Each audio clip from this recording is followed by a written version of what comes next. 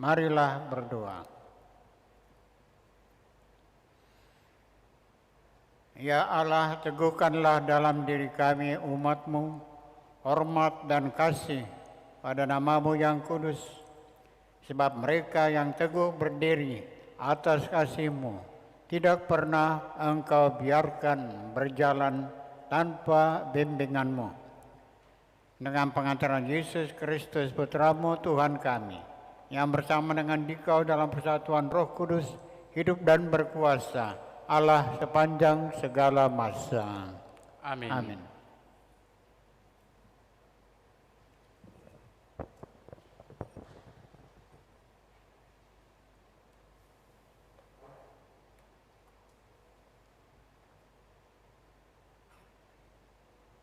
Bacaan dari kitab Yeremia. Aku Yeremia telah mendengar bisikan banyak orang. Kegentaran datang dari segala jurusan. Adukanlah dia, mari kita mengadukan dia. Semua sahabat karibku mengintai, apakah aku tersandung jatuh? Kata mereka, barangkali ia membiarkan dirinya dibujuk, sehingga kita dapat mengalahkan dia dan dapat melakukan pembalasan kita terhadap dia. Tetapi Tuhan menyertai aku seperti pahlawan yang gagah. Sebab itu orang-orang yang mengejar aku akan tersandung jatuh, dan mereka tidak dapat berbuat apa-apa. Mereka akan menjadi malu sekali, sebab mereka tidak berhasil. Suatu noda yang selama-lamanya tidak akan terlupakan. Ya Tuhan semesta alam, yang menguji orang benar, yang melihat batin dan hati, biarlah aku melihat pembalasan-Mu terhadap mereka. Sebab kepadamu-lah kuserahkan perkara-Mu. Menyanyilah untuk Tuhan, pujilah Dia. Sebab Ia telah melepaskan nyawa orang miskin dari tangan orang-orang yang berbuat jahat. Demikianlah sabda Tuhan. Syukur pada Allah.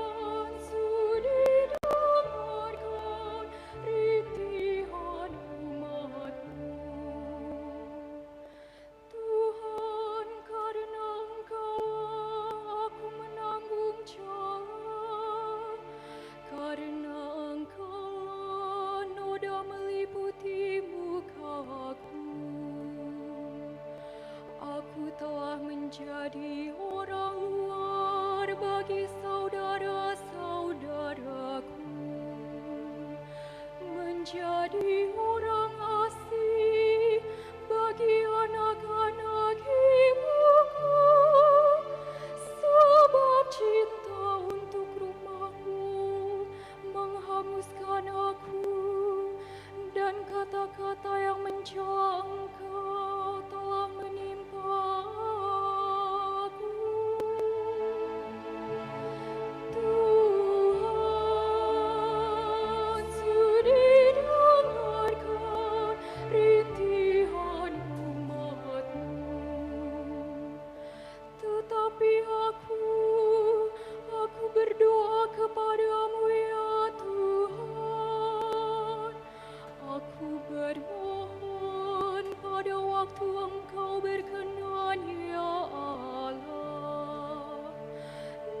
kasih setia-Mu yang besar, jawablah aku. Dengan pertolongan-Mu yang setia, Jawablah aku ya Tuhan, sebab baiklah kasih setiamu. Berpalinglah kepadaku menurut rahmat-Mu yang besar. Tuhan, sudi dengarkan rintihan umat-Mu.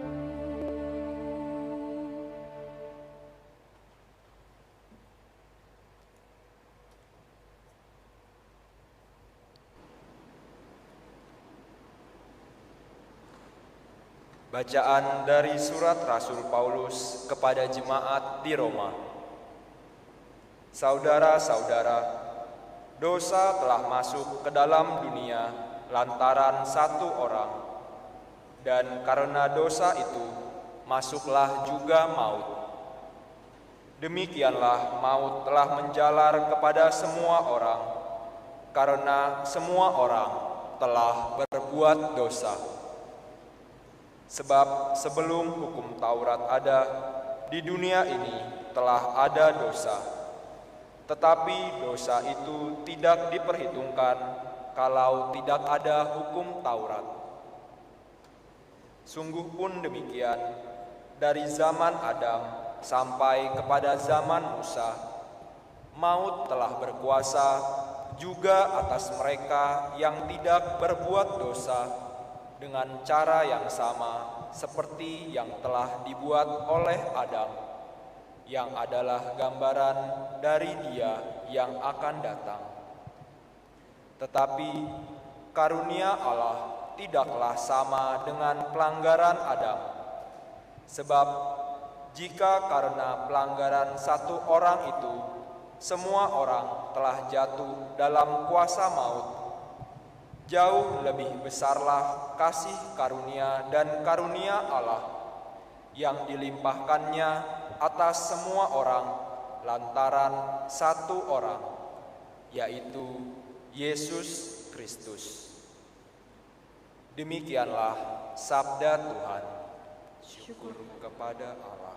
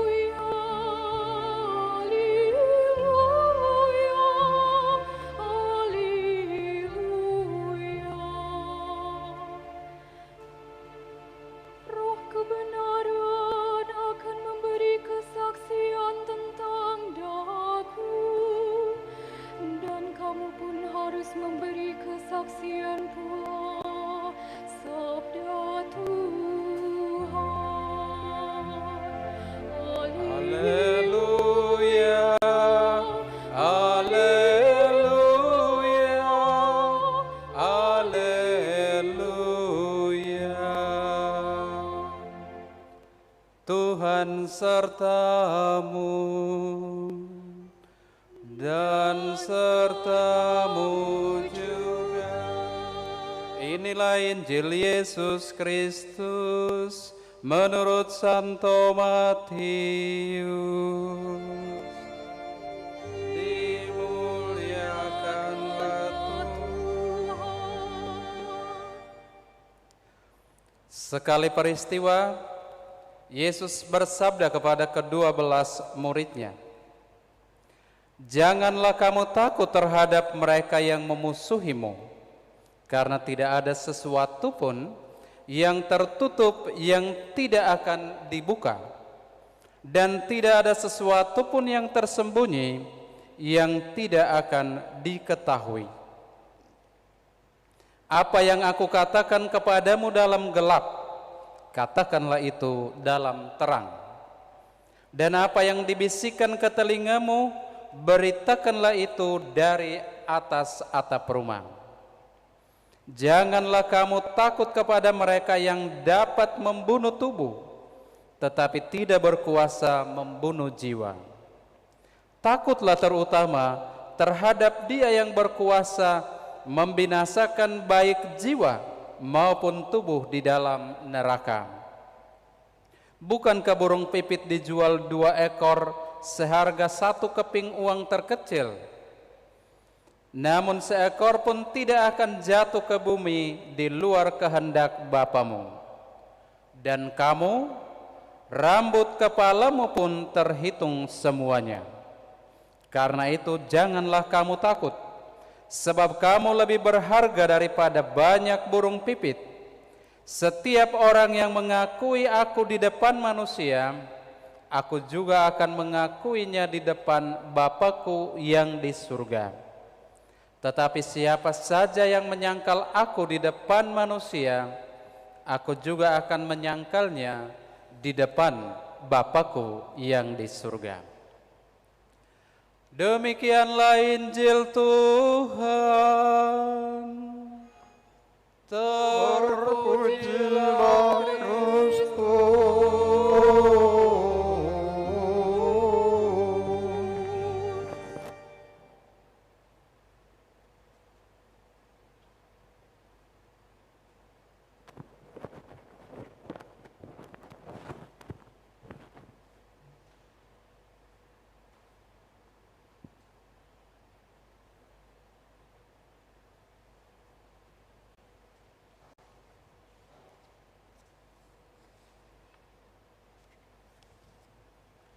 Para pastor, kepala paroki Santo Kristoforus, bapak-bapak, ibu-ibu, para hadirin yang hadir di gereja, dan kepada mereka sekalian, kalian yang mengikuti siaran live streaming dengan siaran online ini.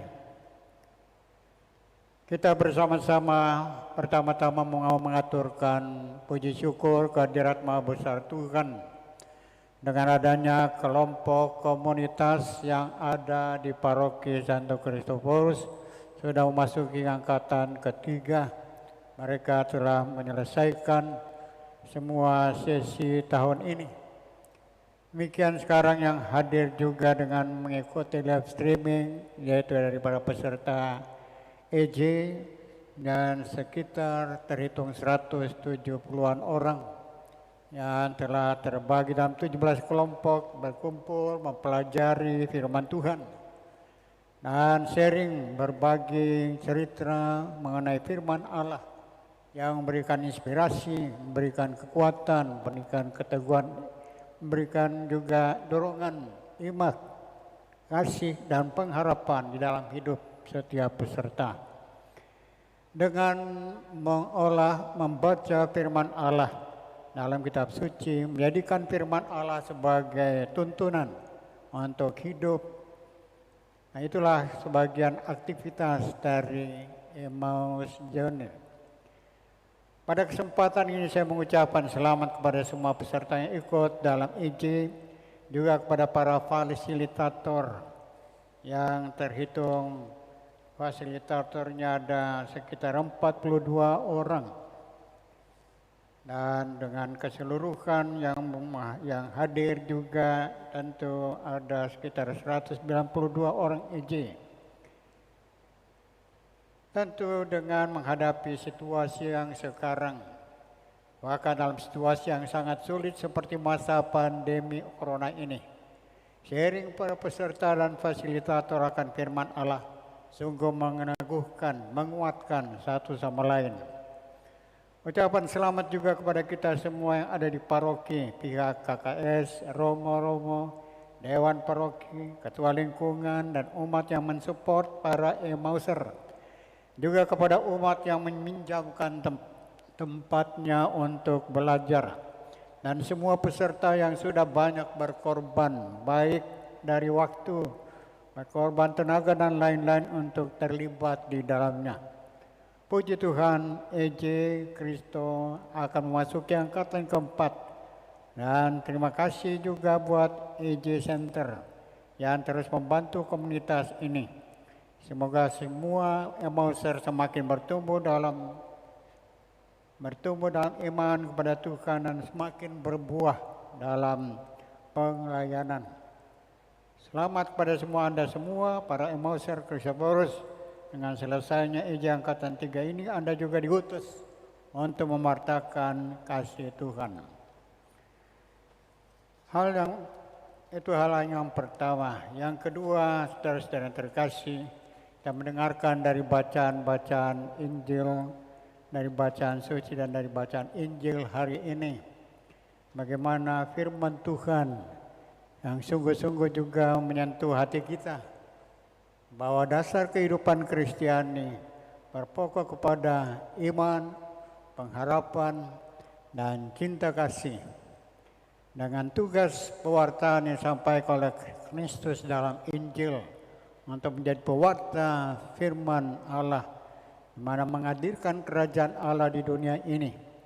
Maka pada saat ini saya mau melihat apa yang disabdakan oleh Yesus sendiri. Dia mengatakan, janganlah kamu takut. Itulah janji Tuhan pada setiap orang yang percaya dan mengikuti. Janganlah kamu takut kepada siapapun, sebab ada tantangan, ada kesulitan, ada pengajaran, dan ada salah hal di situasi umat mengalami penganiayaan, sebagaimana pada saat-saat pada zaman dahulu, di mana penolakan-penolakan dan dibenci dengan penganiayaan dan pengajaran-pengajaran. Tapi sekarang ini dengan konsekuensi tugas agar supaya jangan takut. Dan saya mau menekankan hal yang menjadi dasar dari renungan saya, yaitu kata Yesus, janganlah kamu takut karena kamu lebih berharga daripada banyak burung pipit. Itu pasti dari pihak kelompok IJ sungguh-sungguh menyelami ajaran-ajaran Tuhan, dan ketika menghadapi situasi yang keadaan sekarang, di mana mungkin tidak ada penganiayaan atau tidak ada tekanan, tetapi sungguh-sungguh kita hendaknya menyelami bahwa kita sungguh lebih berharga dari banyak burung pipit, kata Tuhan. Anda dan saya, kita manusia, sangat berarti di mata Tuhan. Tuhan menciptakan kita manusia jauh lebih istimewa dari ciptaan manapun juga. Untuk itu saudara-saudara yang terkasih, dengan melihat janji Tuhan itu, maka kita memiliki harapan yang membuat orang bisa bertahan hidup di tengah tantangan, kesulitan, sakit, penyakit, di tengah COVID-19 ini. Apa yang membuat orang dapat bertahan hidup adalah pengharapan. Saudara-saudara yang terkasih, kita kiranya memiliki pengharapan supaya kita menjadi orang-orang yang optimis. Diharapkan agar dengan sikap optimis menjadi partisipatif dan produktif, sehingga dari keuskupan juga menghimbau kepada semua paroki-paroki untuk menghadirkan tim, baik untuk pelayanan maupun juga untuk persiapan dengan new era, atau dengan adanya apa yang harus dihadapi dengan sikap yang sungguh-sungguh cerdas, dengan tetap mengutamakan juga dari pihak protokol, yaitu supaya sungguh-sungguh memiliki sikap dengan pikiran yang positif. Sebab di sisi lain, ada orang yang tidak mempunyai pengharapan, yang hilang pengharapan, menjadi putus asa, menjadi apatis, menjadi ingin cepat mati, dan ekstrimnya bunuh diri. Bulan April yang lalu saya ingat di medsos atau juga di WA saya lihat, kebetulan waktu itu dari pastor-pastor dekanat ada satu adegan yang menunjukkan di Italia, di mana begitu banyak korban sehingga ada satu keluarga yang meninggal, semuanya tinggal seorang bapak, dan dia melihat istrinya, anak-anaknya, semua saja sanak saudaranya meninggal. Dia menjadi sangat tertekan, dia frustrasi, dia stres, dia merasa bahwa hidupnya tidak ada arti lagi. Dia kehilangan pengharapan. Dia sungguh-sungguh menjadi putus asa. Dan kelihatan di dalam adegan itu dia melompat dari gedung yang tinggi sampai jatuh ke bawah. Dan itu pun disorot dengan kameramen. Tentu saja situasi itu membuat gambaran yang sangat negatif. Pastor Alo Damnge waktu itu dia mengatakan, wah ini jangan diedarkan, ini harus ditutup, tidak usah disiarkan. Ini sangat negatif, bisa menurunkan semangat orang. Betul saudara-saudara yang terkasih. Memang kita kiranya tidak berlaku ekstrim dengan kenyataan yang tidak menyenangkan ini. Ingin dimana sikap apatis dan putus asa itu harus dijauhkan. Saudara-saudara yang terkasih, dengan pengharapan membedakan kita dari hewan. Orang bisa punya harapan, tapi juga bisa kehilangan harapan. Hewan tidak bisa punya harapan, sebab hewan tidak bisa kehilangan harapan. Itu sebabnya hewan tidak bisa bunuh diri. Mana ada kerbau yang sengaja meletakkan lehernya di rel kereta api karena putus asa. Mana ada kambing yang sengaja minum baygon karena patah semangat. Mana ada kera yang sengaja terjun dari puncak pohon yang tinggi karena masa depan suram. Modal utama hidup kita adalah pengharapan. Kita berpengharapan selama kita hidup. Kita hidup selama kita berpengharapan. Sebab Yesus mengatakan, kamu lebih berharga daripada banyak burung-burung di udara. Kita berpengharapan karena janji Tuhan kepada kita. Kalau pengharapan begitu penting, pastilah saudara-saudara yang terkasih, kita pun kiranya dengan penuh iman kepercayaan, dengan keyakinan yang sungguh, sambil mendalami kitab suci. Dalam EJ tentu diajarkan bagaimana tentu Petrus dalam surat pertama mengatakan, Allah telah melahirkan kita kembali oleh kebangkitan Yesus Kristus dari antara orang mati pada suatu hidup yang penuh berpengharapan. Penuh berpengharapan, itu kata Rasul Petrus.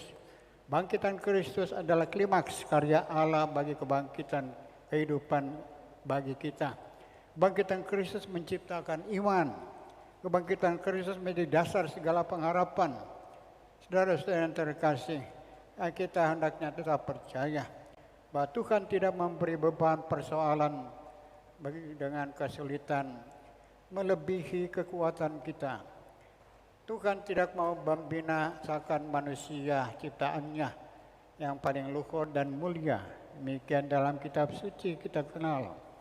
Allah sudah berkarya dengan bangkitkan Kristus dan akan terus berkarya melalui Kristus sampai klimaks berikut. Dan yaitu penggenapan segala karyanya. Sebab itu pengharapan sungguh-sungguh menjadi kiranya pegangan bagi hidup kita. Kita bertahan ketika ditimpa penyakit dan musibah. Kita mengalami kesulitan, ketidakpastian. Tanpa pengharapan mental kita langsung ambruk. Chrysostomus, Bapa Gereja abad keempat menulis, yang membinasakan kita bukanlah dosa, melainkan putus asa. Tanpa pengharapan, seorang atau sebuah masyarakat bisa menjadi sakit. Saudara-saudara yang terkasih, pengharapan menimbulkan dambaan untuk pembaruan, namun justru karena dambaan itu kita melek status terhadap status quo yang masih jauh dari dambaan tersebut.